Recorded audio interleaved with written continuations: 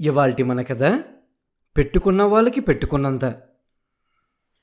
పూర్వం ఒక గ్రామంలో ఇద్దరు అనాథ స్త్రీలు ఒకే చోట ఉండేవారు.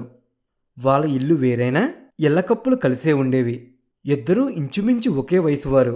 ఇద్దరికీ ఎవరూ లేరు. అయితే వారిలో ఒక పెద్ద తేడా ఉండేది. ఒకతే అచ్చుగా తన సౌఖ్యమూ తన క్షేమమూ చూసుకునేది. రెండో స్త్రీ ఎప్పుడూ ఇతరుల సంతోషం కోరేది. ఎవరికే కష్టం వచ్చినా ఆదుకునేది. ఈ స్త్రీలుండే ఇల్లు ఎదురుగా ఒక బౌద్ధ సన్యాసుల మఠం ఉండేది. అందులో ఉండే భిక్షువులు అస్తమానం ధ్యానం చేయడము, తమ ఆవరణలో తోట పనులు చేయటము, ప్రజలకు సహాయపడటము చేస్తుండేవారు. ఈ అనాథ స్త్రీలకు కూడా వాళ్ళు సహాయపడుతుండేవాళ్ళు. ఒకనాటి రాత్రి పెద్ద గాలివాన సాగింది. స్వార్థంగల స్త్రీ భోజనానికి కూర్చుని ఉండగా ఎవరో తలుపు తట్టారు. ఆమె గబగబా వంట పాత్రలు దాచిపెట్టేసి వచ్చి తలుపు తెరిచింది. ఈ గాలివానలో ఎవడో తలదాచుకోవడానికి వచ్చి ఉంటాడు. భోజన పదార్థాలు వాడి కళ్ళపడ్డాక తినమనకుండా ఉంటే బాగుండదు అనుకుని ఆమె వాటిని దాచింది. కానీ తీరా తలుపు తెరిచేసరికి బౌద్ధ సన్యాసి ఒకడు లోపలికి వచ్చాడు. వానకు తడవకుండా అతనొక గోడ కప్పుకొని ఉండడం చేత ఆమెకు అతని ముఖం సరిగా కనిపించలేదు. అతను లోపలికొచ్చి, నీ భోజనానికి అంతరాయం కలిగినట్లున్నది అని ఆమెతో అన్నాడు. ఈ సంగతి అతనికి ఎలా తెలిసిందా అని ఆమె ఆశ్చర్యపడుతూ ఆమె అతనిని భోజనం చెయ్యమని ఆహ్వానించింది.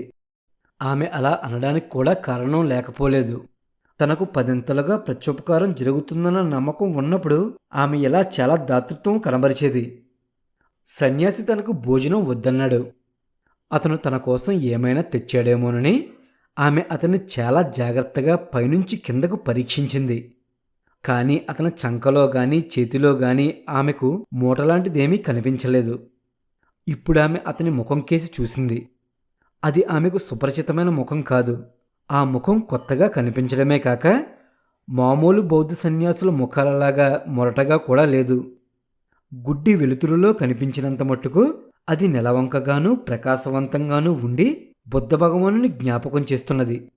అయితే ఆమెకు బౌద్ధ సన్యాసి ముఖం కంటే అతను తనకు ఏ విధమైన సహాయం చెయ్యగోరి గాలివానలో పడి వచ్చాడో తెలుసుకోవాలన్న తహతహ జాస్తి అయ్యింది. ఆమె ఇలా ఆలోచిస్తుండగానే సన్యాసి ఇలా అన్నాడు. గాలివాన చాలా దారుణంగా ఉన్నది. ధనికుల ఇల్లు ఎంత సుఖవంతంగా ఉంటాయో ఇలాంటి సమయంలో తెలిసి వస్తుంది. కాని పాపం దిక్కులేని వాళ్ళ ఎముకల్లో గుంజు కూడా ఈ వానకు కరుడుగట్టిపోతుంది కదా అన్నాడు సన్యాసి. దానికి ఆమె, కాదా మరి, దయాపరులు సహాయం చెయ్యకపోతే ఇలాంటప్పుడు అనాథల గతి ఏం కాను అన్నది. దానికి ఆ సన్యాసి, బిడ్డ, ఆ ఉద్దేశంతోనే నేను ఈ వానలో పడి ఇక్కడికి వచ్చాను అన్నాడు. పుణ్యాత్ముడు తండ్రి అన్నదామె. దానం చేసిన వారే పుణ్యాత్ములమ్మా. నీకు పుణ్యం సంపాదించుకునే అవకాశం వచ్చింది. నీకన్నా హెచ్చు కష్టంలో ఉన్న వాళ్ళను నీవీ రాత్రి ఆదుకోవాలి. ఇద్దరు దిక్కులేని వ్యక్తులు మఠానికి చేరుకున్నారు. పిడుగుపడి వారి ఇల్లు కాలిపోయింది. వారికి గల సమస్తమూ కాలిపోయింది. వాళ్ళు వయసు మళ్ళిన వాళ్ళు, దిక్కులేని వాళ్ళు. ఈ గాలివానలో చిక్కుపడిపోయారు. వాళ్ళకివ్వాలంటే మా మఠంలో ఏమీ లేదు. ఈ రాత్రి వాళ్ళు సుఖంగా పడుకునేటందుకు నువ్వేమైనా ఇస్తే తెల్లవారగానే నీ వస్తువులు నీకు అప్పగిస్తాం అన్నాడు సన్యాసి. ఆమె తన చిరాకును దాచుకోలేక, పేదరాలని అనాథను ఎవరన్నా ఇస్తే పుచ్చుకోవలసిన దాన్నే గాని నేనేమి ఇవ్వగలను నాయనా? నాకంటే కలిగిన వారు ఎవరూ ఈ ఊళ్ళో నీకు కనిపించనే లేదా అన్నది. కనీసం ఒక కంబలి ఇవ్వలేవా? వాళ్ళంతసేపు వానలో చీకి ఉన్నారు పాపం అన్నాడు సన్యాసి. ఆవిడ గతుక్కుమన్నది. కొద్ది రోజుల క్రితం శ్రేష్ఠిగారి కూతురి పెళ్లి జరిగినప్పుడు ఆమెకొక మంచి కంబలి దానం చేశారు. ఆ సంగతి సన్యాసికి తెలిసింది కాబోలనుకున్నది. 600 దాన్ని సన్యాసికి ఇవ్వదలచలేదు. పాత దుప్పటి ఏదైనా దొరుకుతుందేమో చూడడానికి ఆమె లోపల గదిలోకి వెళ్ళింది. 2-3 దుప్పట్లున్నాయి. కానీ అవి గట్టివి, ఇంకా చాలా కాలం మన్నుతాయి.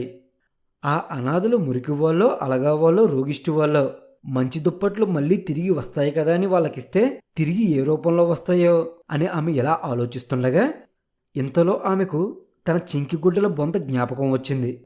దాన్ని తాను వాడడం మానేసి చాలా కాలమైంది. తీరా దాన్ని తీసి దులిపి మడుస్తుండగా ఇది కూడా అవసరానికి నిక్షేపంగా పనికి వస్తుంది, చూస్తూ చూస్తూ ఎలా ఇవ్వడం అని అనిపించింది ఆమెకు. అయినా సన్యాసి వాణ్ణి ఉత్త చేతులతో పంపడానికి లేదు గనక దాన్ని అతనికిస్తూ, దీన్ని పక్కకు వేసుకుంటున్నానాయనా, పెద్దదాన్ని కీళ్ళనొప్పులు రాకుండా ఇదే కాస్తున్నది అన్నదామె. దానికి ఆ సన్యాసి, అమ్మా, వాళ్ళు కూడా నీ వయసు వాళ్ళే, పైపెచ్చు వాళ్ళకున్నదంతా పోయింది, ఇది తప్ప ఇంకేమీ ఇవ్వలేవా అన్నాడు సన్యాసి.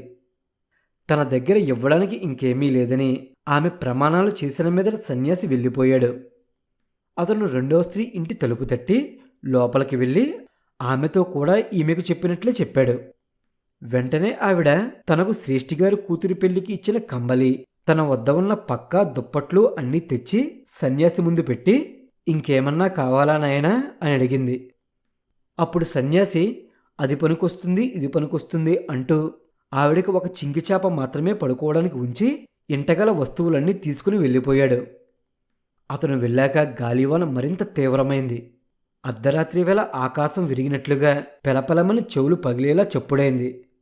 అనాథ స్త్రీలుండే ఇంటి పైకప్పు మీద పిడుగుపడి కప్పు మొత్తం అంటుకున్నది. స్త్రీలిద్దరూ ఎలాగోలా ప్రాణాలు దక్కించుకుని వానలో పరిగెత్తారు. అంత వానలో కూడా ఆ ఇల్లు మొత్తం కాలి బూడిదైపోయింది. అంతకు పూర్వం వచ్చిన సన్యాసి వారిద్దరికీ ఎదురొచ్చి చెరకు చెయ్య ఇచ్చి మఠంలోకి రండి అన్నాడు. మరుక్షణం వాళ్ళిద్దరూ మఠం లోపల ఉన్నారు. తాము అక్కడికి ఎలా చేరింది వాళ్ళకే తెలియదు. బిడ్డలారా, మీ వస్తువులు మీరే తీసుకోండి అన్నాడు సన్యాసి. వెంటనే రెండో స్త్రీ అతనితో, పాపం ఆ వానలో వచ్చిన అనాథలో అన్నది. మీరే ఆ అనాథలు అంటూ సన్యాసి మాయమైపోయాడు.